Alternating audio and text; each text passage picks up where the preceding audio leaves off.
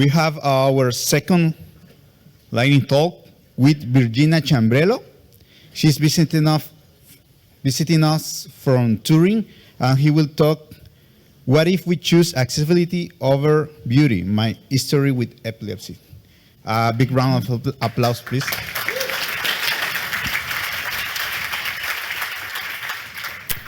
Thank you, everyone, for being here.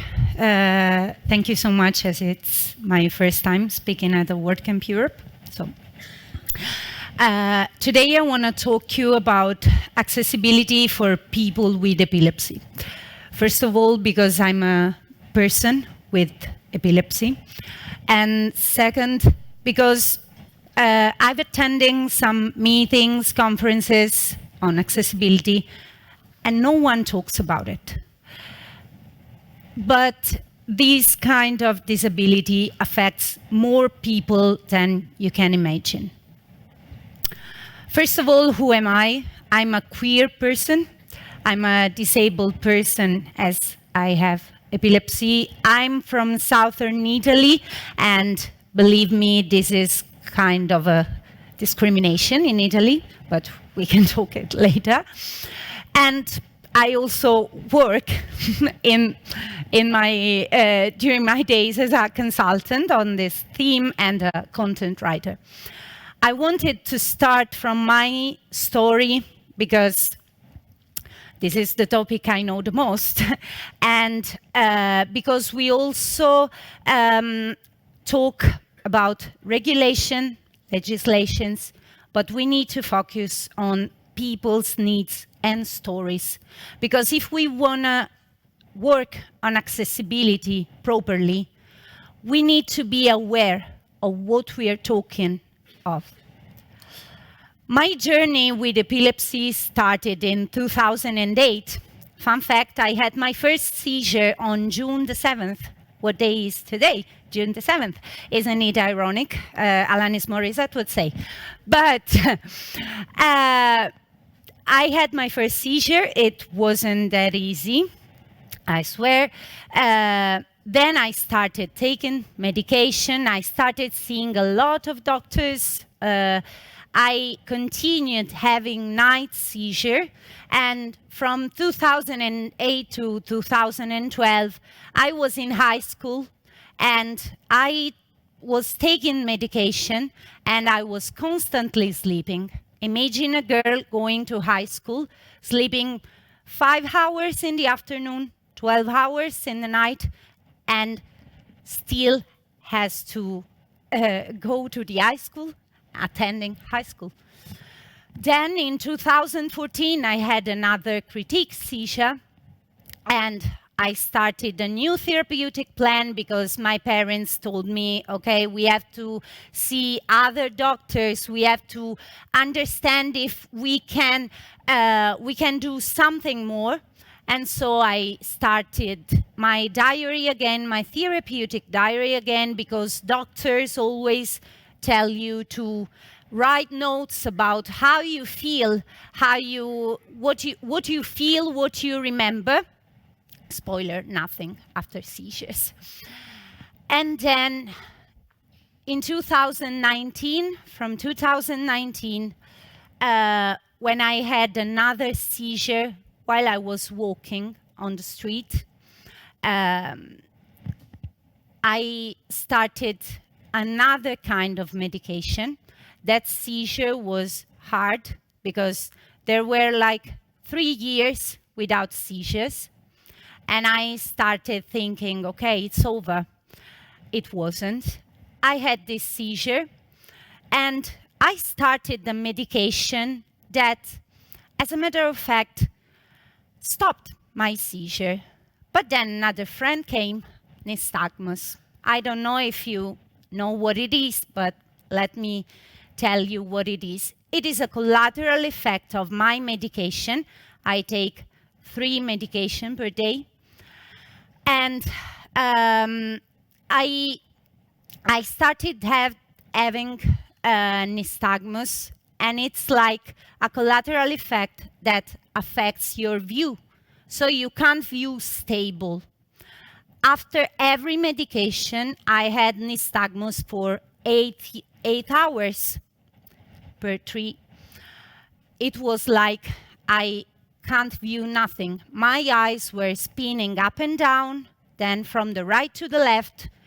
This was like my everyday life. And one of my doctor told me, you have to cope with the nystagmus. Try to live a normal life. I changed the doctor. And then I started my life in a new city. I started taking another medication, but nystagmus was there. You can't live a normal life as you imagine, because let me tell you what it is like to live a normal life with the nystagmus. It's like climbing the metro stairs and hoping not to fall. It's like zooming on the PC because the characters are too small, they're moving too fast. It's also expecting a crisis to hit at any second and being unable to write a message, to write a document, take notes.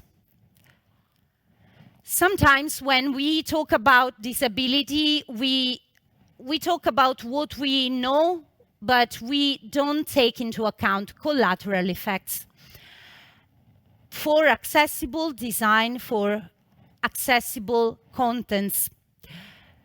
And we need to take them into account because they are part of everyday life of a person. During these 17 years, I've faced several barriers, physical, social barriers like stigma. But as I started being on the web, I started having also digital barriers. And all these barriers had something in common, like the idea of making a beautiful content, engaging content, like with lots of animations, because we love animations. But I was thinking, is it worth it? Or maybe we can work for accessibility first and then beauty. In WCAG, in the Web Content Accessibility Guidelines, we have 3 criteria that are an explicit reference to an element of epilepsy. The 3 flashes or below threshold, 3 flashes at the level AAA, and animation from interactions. But we have to keep in mind when designing an accessible content that these are explicit references, but there is more. You can do more. Take in mind contrast in visual representation, clear fonts for diplopia and nystagmus, legible text in a video with text, clearly visible cursors, and ability to post content with interactions, with movements or animation. I didn't invent nothing. It is called human-centered design. Taking people needs and stories at first, because legislations, regulations are nothing if we can't put people's stories first. Maybe you could say, why aren't you talking about inclusive design? I have a bit of a problem with the inclusive word, but we can talk it later at lunch. This is important because we can only understand how to make a digital content accessible if we start to tell ourselves, I need more awareness about some topics because I'm designing for these people and I need to be aware of what their needs are.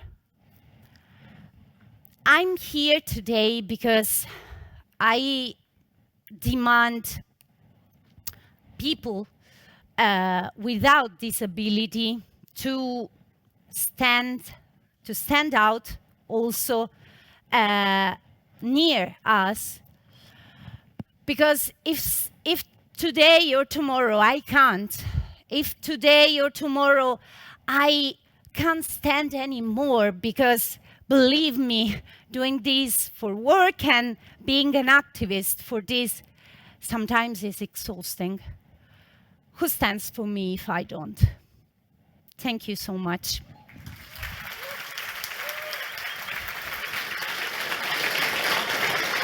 Thank you, Virginia.